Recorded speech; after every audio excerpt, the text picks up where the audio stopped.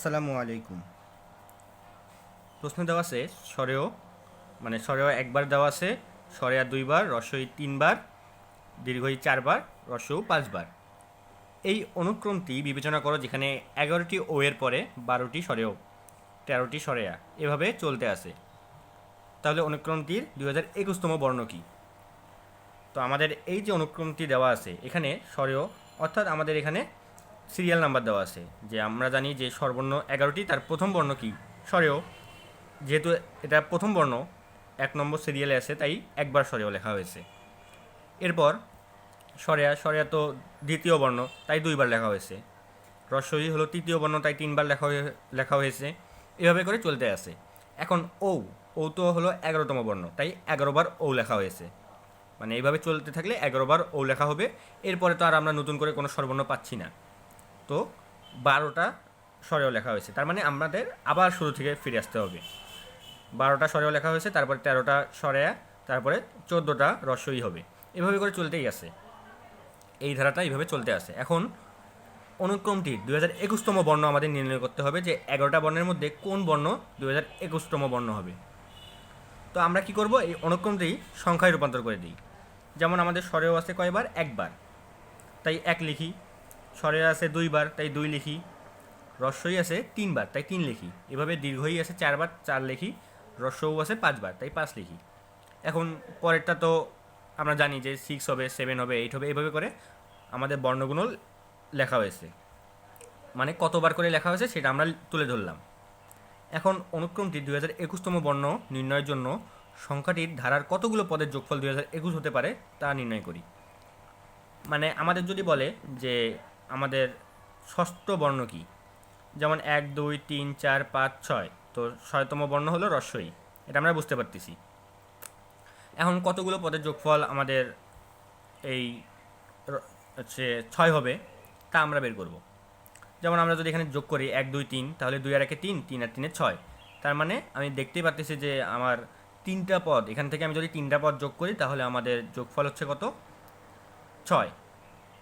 3টা পদ যোগ করেছি, তার মানে 3টা, প্রথম 3টা যে আমাদের তৃতীয় যে স্বরবর্ণ আছে তা হবে এখানে, মানে 6তম বর্ণ হবে। 3টা পদ যোগ করেছি, তাই তৃতীয় যে বর্ণ সেটা হবে আমাদের 6তম পদ। যেমন স্বরেও, এটা তো প্রথম, স্বরেয়া হলো দ্বিতীয় বর্ণ, রস্বই হলো তৃতীয় বর্ণ, আর আমরা 3টা পদই যোগ করেছি, তাই তৃতীয় পদ আমরা পেয়ে গেলাম যে রস্বই হবে। এখন আমাদের যদি বলে যে দশম বর্ণ কী, তো আমরা এখানে গুণে দেখি যে দশম বর্ণটা কী হবে। 1 2 3 4 5 6 7 8 9 10, দশম বর্ণ হলো দীর্ঘই। তার মানে আমাদের এই ধারার কতগুলো পদের যোগফল 10 হতে পারে সেটা আমাদের দেখতে হবে। যদি আমি এই 4টা বর্ণ, মানে প্রথম 4টা সংখ্যা যোগ করি, 1 2 3 4, তাহলে আমরা কিন্তু পাচ্ছি 2 আর 1 3, 3 3 9, 9 2 আর 1 3, 3 3 6, 6 আর 4 10। তাহলে আমরা 4টা মানে 4টা পদ যোগ করে 10 পাচ্ছি। তার মানে 4টা পদ যোগ করেছি, তার মানে চতুর্থ সংখ্যাটাই হবে দশম পদ। এখন দেখি যে চতুর্থ আমাদের যে সিরিয়াল অনুযায়ী চতুর্থ বর্ণ সেটা কি। স্বরেও প্রথম, স্বরেয়া দ্বিতীয়, রস্বই তৃতীয়, আর দীর্ঘই চতুর্থ।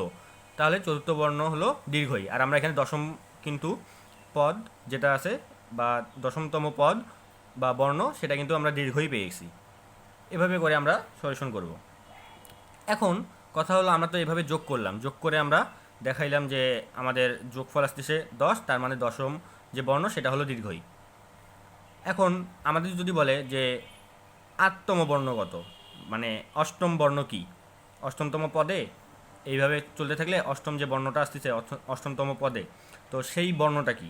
তো আমরা যদি এখানে দেখি 1 2 3 4 5 6 7 8, তাহলে আমরা 8তম বর্ণে দেখতে পাচ্ছি দীর্ঘই। কিন্তু এটা এখানে আমরা কীভাবে প্রকাশ করব।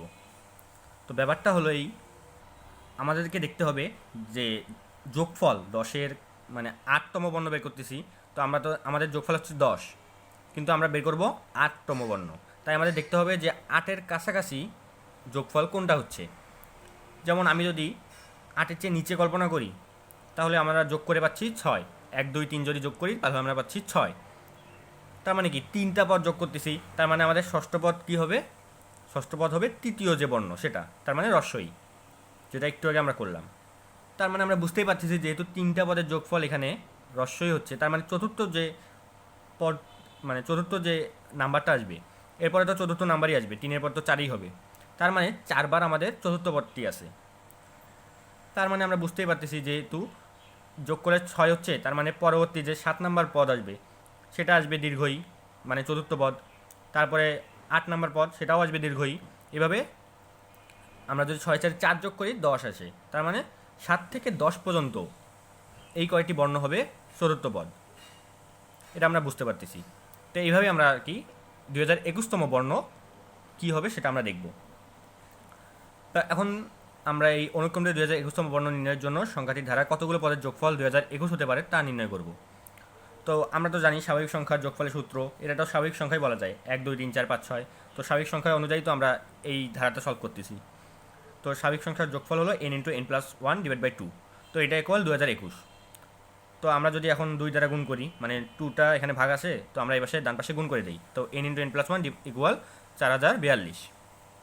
তো এখন এখানে আমরা দেখতে পাচ্ছি n × n+1, তার মানে কি এখানে একটা সংখ্যা হবে, তার পরবর্তী সংখ্যাটাই ঠিক এখানে গুণ অবস্থায় আসে, তার মানে দুইটি কমিক সংখ্যার গুণফল আমরা বুঝতে পারতেছি।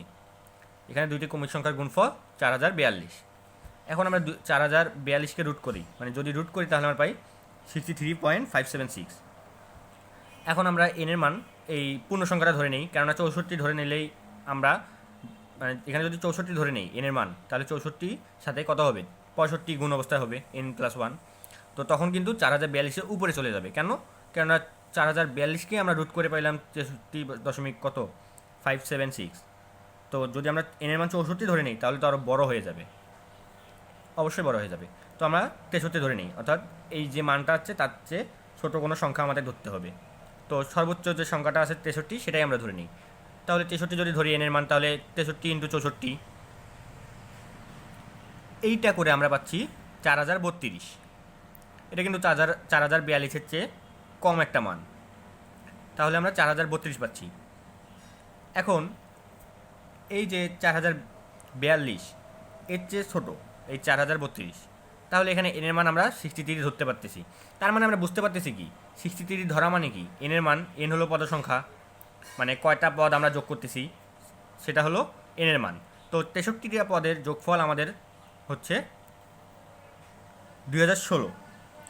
কীভাবে, আমরা তো এই যে 2 দ্বারা ভাগ করতে হবে, এটা তো আমরা করিনি এখানে, আমরা তো জাস্ট 63 × 64 করলে 4032 হয়, আর এখানে দুটা কমি সংখ্যার যোগ গুণফল 4042, সেটা আমরা দেখলাম যে এর চেয়ে ছোটো একটা মান আসে, আর সেখানে n এর মান হলো 63। আমরা তো সমষ্টি বের করিনি, আর সমষ্টির সূত্র তো এটা তো না, তাই 2 দ্বারা ভাগ করতে হবে। তো ভাগ করলে আমরা পাই 2016, তার মানে 63টি পদের যোগফল 2016। এখন এই যে 2016, এখানে কতটা পদ আছে, 63টি, তার মানে কি 2016তম পদ হবে এই 63কে 11 দিয়ে ভাগ করলে ভাগশেষ যা থাকে সেটি। তো এখন আমরা দেখি 63কে যদি আমরা 11 দিয়ে ভাগ করি, 11 দিয়ে ভাগ করতেছি কেননা সর্বর্ণ আছে আমাদের 11টি, এই 11টা বর্ণ দিয়ে তো আমাদের সবগুলো মানে সাজানো, সংখ্যাগুলো সাজানো। যেমন আমাদের এখানে 11, এভাবে 5 6 7 7 8 করে 11 যখন যাবে, 11 যাওয়ার পর আমাদের আসবে 12, সেই 12তম পদ তো আর অন্য কোনো আমরা সর্বর্ণ আনতে পারবো না, সেই স্বরকে আনতে হবে প্রথম থেকে শুরু করে, তাই আমরা 11 দিয়ে ভাগ করতেছি। তো এখন আমরা 63টি পদের যোগফল 2016 পাইছি, যা 4000, এই যে 16, এটাকে যদি আবার দ্বিগুণ করি 4032 পাচ্ছি। তো এটা তো 4042-এর চেয়ে ছোটো সংখ্যা, তাই এখন আমরা 63কে 11 দিয়ে ভাগ করব, যেহেতু 63টা পদ। তো 63টা পদ, তাই আমরা 63কে 11 দিয়ে ভাগ করলে আমরা ভাগশেষ পাচ্ছি 8।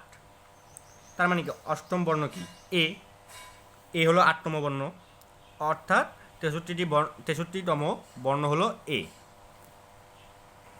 এর মানে বোঝাচ্ছে যে 63টা আমাদের এ আছে, মানে লাস্টে যে এভাবে আমরা 1 2 3 4 করতেছি, এভাবে 63 যখন যাবে সেই 63তম বর্ণ সেটা হবে এ।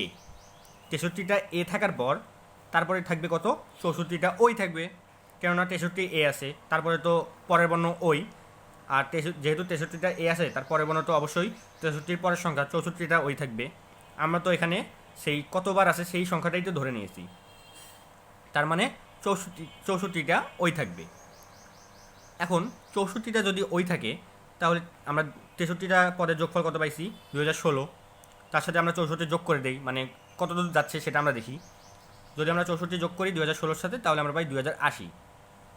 তার মানে কি 2017 থেকে 2080 পর্যন্ত সবগুলো হলো ওই।